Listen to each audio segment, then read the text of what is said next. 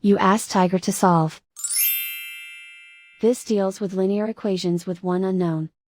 The final result is y equals -12. Let's solve it step by step.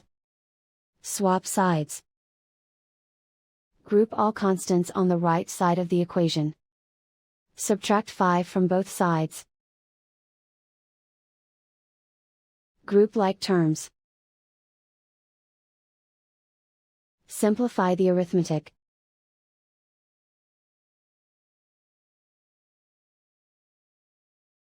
Isolate the y. Multiply both sides by inverse fraction 3 over -2.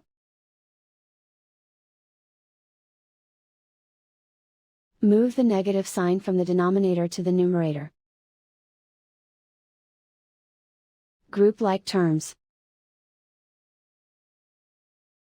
Multiply the coefficients. Simplify the arithmetic.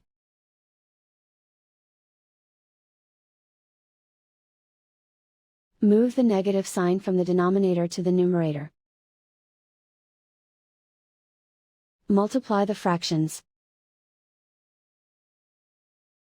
Simplify the arithmetic. And so the final result is y equals -12.